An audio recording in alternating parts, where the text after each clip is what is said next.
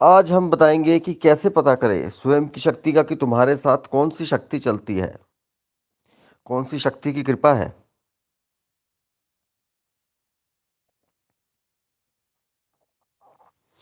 देखिए, इस वीडियो को जो भी देख रहे हैं तो सबसे पहले एक बात जान लें कि शक्ति एक है, पहली बात तो। लेकिन शक्तियों के नाम जो है एक नहीं है। इतने हमारे सर पर बाल नहीं होंगे जितने मंत्र है और जितने भगवान के नाम है। किसी के साथ भूत की शक्ति चल रही है, किसी का पिशाच की शक्ति चल रही है, किसी का कुलिष्ट की चल रही है, किसी का पितरों की शक्ति चल रही है, कोई देविक शक्ति चल रही है, कोई बजरंग बली की शक्ति चल रही है, कोई भैरव की चल रही है, कोई नरसिंह की चल रही है, कोई वीर की चल रही है। ऐसे ही सबके साथ अलग अलग शक्तियां चली है, गुरु की शक्ति चली है। तो सबसे पहले हम डालते हैं कि कैसे पता लगेगा कि तुम्हारा गुरु मंत्र जो है, जो तुम गुरु मंत्र कर रहे हो, कैसे सिद्ध हो गया। तो जब तुम्हारे स्वप्न में गुरु आना शुरू हो जाए और गुरु आकर तुम्हें आज्ञा देनी शुरू कर दे, तो ये सोच लो कि तुम्हारी गुरु मंत्र जो है सफल हो रहा है। इसके अलावा तुम एक जो है कागज लो, क्योंकि शक्ति एक ही है। उसमें क्रीम जो है, क्रीम शब्द सिंदूर से लिखना है, क्रीम लिखना है सिंदूर से, और उसको देखते हुए उस क्रीम को एक कागज पे लिखना है और उसके बाद उसको पानी के गिलास में डाल देना है। पानी में गिलास में डालने के बाद उस पर धूप जलाना है और अपने इष्ट का ध्यान करना है। जो भी तुम्हारा इष्ट होगा, जो भी है कि हे, जो भी तुम्हारा इष्ट है कि हम जानना चाहते हैं हमारे साथ कौन सी शक्ति चल रही है। अब क्या करना है, इस जल को लेना है। इस जल से तुमने थोड़ा सा अपना मुंह धो लेना है, सर धो लेना है और इसको पी लेना है। और पीने के बाद जो तुमने क्रीम शब्द लिखा है, जो कागज है, उस कागज को एक पॉलिथीन में बांधकर अपने सिराने के नीचे रख लेना है। बस जो भी शक्ति होगी वो 3 दिन तुमने लगातार ऐसे करना है। तीसरे दिन वह तुम्हारे सामने आकर खड़ी हो जाएगी कहीं ना कहीं। जो तो असली शक्ति जिनके ऊपर कृपा है उनके लिए तो खड़ी हो जाएगी, बाकी सबको जो है स्वप्न में पता लग जाएगा कि उनके साथ कौन सी शक्ति चल रही है। जब हम कोई सिद्धि करते हैं, साधना करते हैं, तो हम उसके अनुभव भी लोगों को डालते हैं। तभी डालते हैं कि उनको पता रहे कि क्या है। जब तुम कोई साधना करते हो तो वो शक्ति आकर आवाज देती है। शक्ति हमेशा आवाज देती है, शक्ति बुलाती है।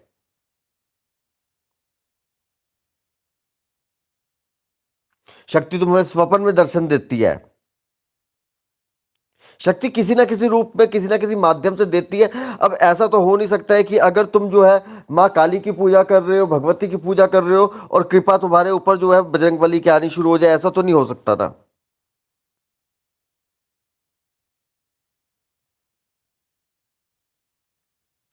सबके साथ होगा। तुम सब इस क्रीम मंत्र का प्रयोग करो। ये क्रीम मंत्र में बहुत शक्ति है, क्योंकि ब्रह्मांड की सारी शक्ति क्रीम में ही समाई गई है, इसी में ही समाहित है।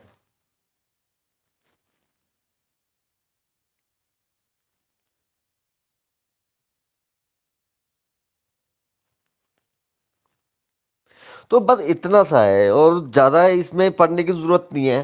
ठीक है, लेकिन जब तुम उस शक्ति को जान लोगे, याद रखना, जब तुम्हारे आगे अच्छा खाना आ जाता है, अच्छे व्यंजन आ जाते हैं, तो तुम लोगों ने, कईयों ने देखा होगा कि शादियों में जाते हैं, ज्यादा खाना आ जाता है तो क्या है, पेट ज्यादा भर लेते हैं और अपना क्या है,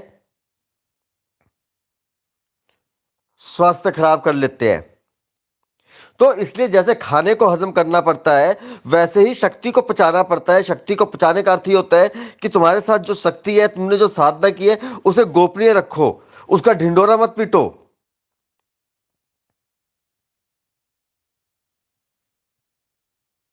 अगर मैं आज अपनी जो है, अगर मैं अपनी पढ़ाई करने लग जाऊं, तो मैं अपने आप को अगर देवताओं के समान भी अगर अपने आप को घोषित कर दूं, तो मुझे उसमें कोई संदेह नहीं है। लेकिन मेरे मुंह से कभी नहीं तुम लोग सुनोगे।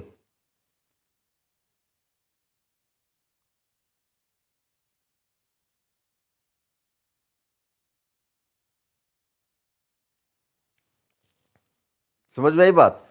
अपनी बड़ाई करना बहुत आसान है कि मेरे पास ये है, मेरे पास वो है, मैं ये कर सकता हूं, मैं वो कर सकता हूं। हालांकि जो ये इंसान बोलता है वो व्यक्तिगत जीवन में कुछ भी नहीं कर सकता है, वो सिर्फ बोल ही सकता है।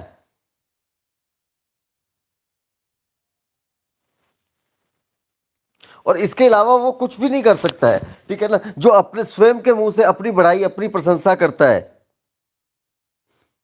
हम लोग तो लोगों के अनुभव डालते हैं, लोग प्रशंसा करते हैं। जो अपनी प्रशंसा कर रहा है, जो अपनी शक्ति को नहीं संभाल पा रहा है, जिसके जो जुबान है वह जो है वो खुद को नहीं संभाल पा रहा है, उससे वो बर्दाश्त नहीं हो पा रहा है कि उसको थोड़ी सी भगवान की कृपा मिल रही है। आखिर हम लोग इंसान है, मनुष्य जाति में है, इतने बड़े बड़े दैत्य हुए, सब कुछ हुए, तो हम तुझ प्राणी पर कोई शक्ति नहीं है, माँ की कृपा है। क्यों? क्योंकि हमारा ऑरा तुमसे मजबूत है, तुम्हारा ऑरा हमसे कम है, बस। कोई शक्ति वक्ति नहीं है। सिर्फ ये है कि भगवान जो हमें ऊर्जा दे रहा है तो वो एकदम अच्छी ऊर्जा दे रहा है। ऐसा होता है ना, गंदा पानी जब होता है, जो गंदा पानी होता है ना, गंदे पानी में थोड़ी सी क्लोरीन डाली जाती है उसको साफ करने के लिए, डाली जाती है ना। अब ये तो है नहीं है कि जितना पानी है उतनी क्लोरीन डलती है, थोड़ी सी क्लोरीन डाली जाती है, पानी शुद्ध हो जाता है और इंसान बोलता है कि क्लोरीन में ही सब कुछ है। वही का हिसाब ये है कि तुम लोगों के अंदर जो गंदगी है, क्योंकि 70% जो तुम्हारा जो शरीर है वो पानी है, तो तुम्हारे हम सिर्फ एक क्लोरीन का काम कर रहे हैं, यही शक्ति है सिर्फ। क्योंकि विशालनाथ अगर सच में बोले तो जिस शक्ति को मैं छू कर आया हूं, वो मुझे नहीं लगता है कि देवताओं को भी उतनी जो है सौभाग्य मिला होगा और इस सोशल साइट पे भी कोई वहां तक पहुंचा होगा।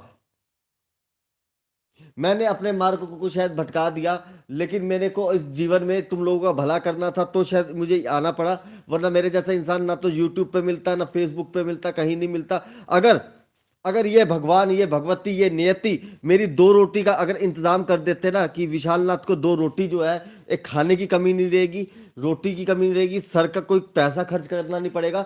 विशालनाथ अगर सिर्फ अपनी साधना करेगा तो उसको सब कुछ मिलता रहेगा। जिस समय की बात कर रहा हूं, तो उस समय का अगर होता तो विशालनाथ आज किसी ऐसी जगह में बैठा होता कि जहां पर वो किसी पर्वत और पहाड़ी को भी घूर के देख लेता तो उसको भी चकनाचूर होना पड़ता। लेकिन नियति को मंजूर नहीं था। नियति ने ये पेट दिया है, ये जरूरतें दी है, ये संसार दिया है, इसको जीने के लिए आना पड़ा, करना पड़ा।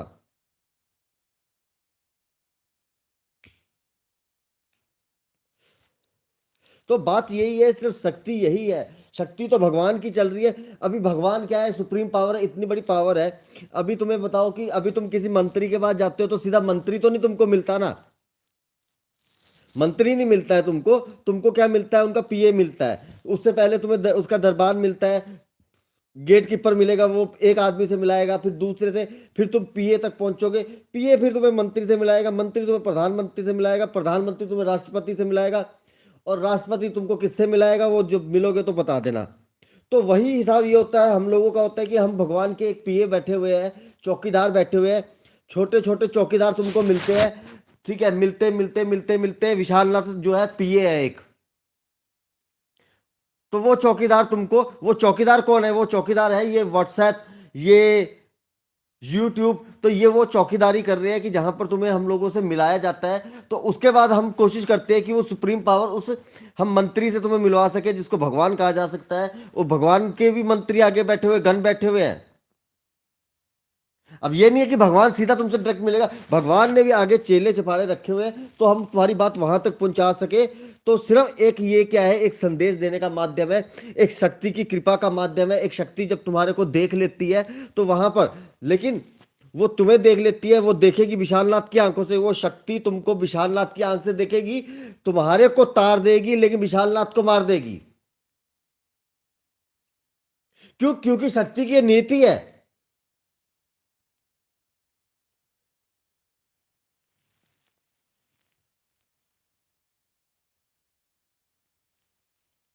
तो इस नियति के हम लोग सब जो है बैठे हुए हैं, हम इस नियति के साथ जुड़कर बैठे हुए हैं। तो किसी इंसान को भगवान मानने की गलती मत करो।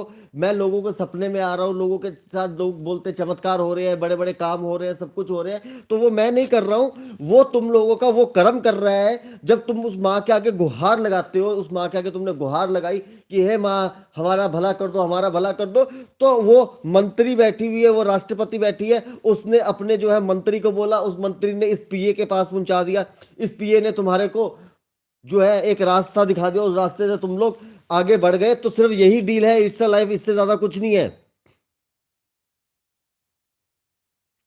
क्या जियोगे इस दुनिया में? अगर मैं ही भगवान बन जाऊंगा, मैं ही मैं करूंगा, मैं सब कुछ हूं, मैं सब कुछ हूं, तो भगवान क्या है फिर? या तो तुम भगत बन जाओ या अहंकारी बन जाओ।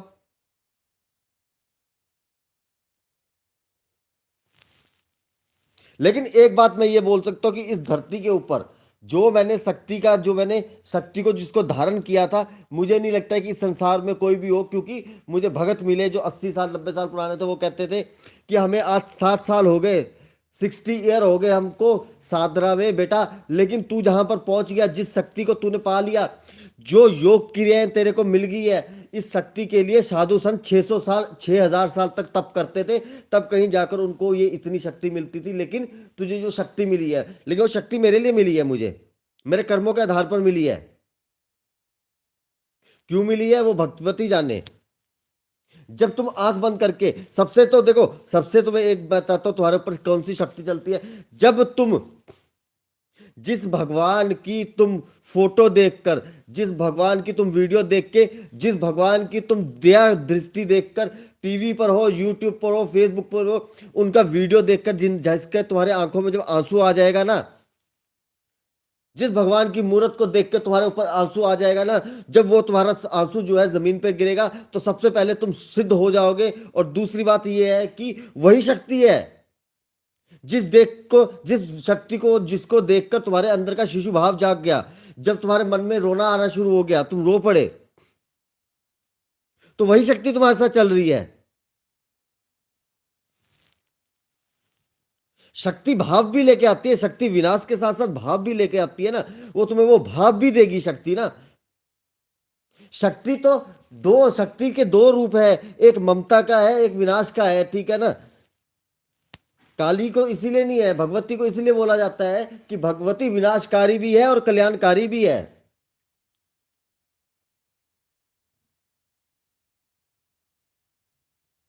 लेकिन सोचने वाले की, देखने वाले की नजरों में फर्क चाहिए।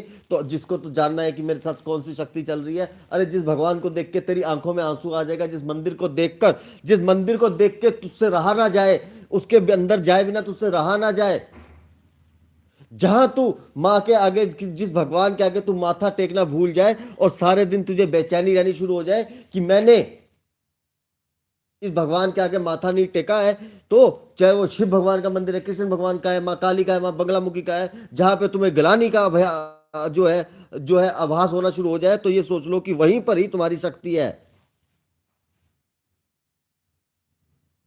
वही शक्ति तुम्हारे साथ चल रही है जो तुम्हें पुकार रही है, लेकिन तुम लोग समझ नहीं रहे हो।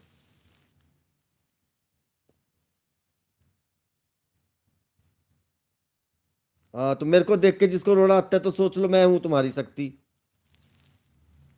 यही शक्ति की परिभाषा है। ये तुम्हें लोग नहीं सिखा पाएंगे, क्योंकि लोग किताबों में ये ज्ञान नहीं मिलता है। ये कोई भी किताब लेकर आ जाना, कहीं पर ये ज्ञान मिलेगा तो विशाल नाथ का सर है आगे, और अपना जूता ले आना, वरना अपना पिछवाड़ा करना, लाल कर दूंगा मार मार के लाते। ये ज्ञान के लिए तपना पड़ता है, अनुभव करना पड़ता है, समझना पड़ता है।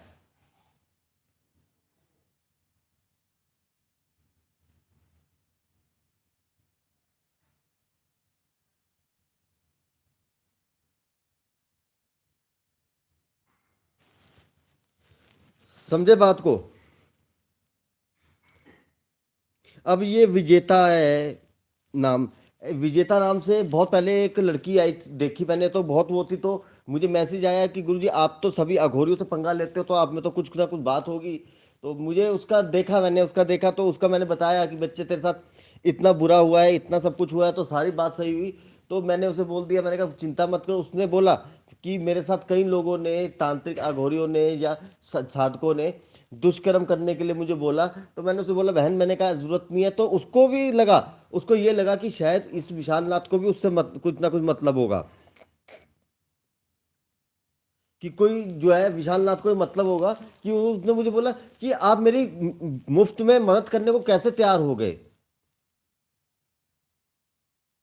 तो वो उसकी कमी थी, वो समझ नहीं पाई कि उसकी किस्मत के दरवाजे उसके खोलने के लिए भगवती ने आदेश दिया था।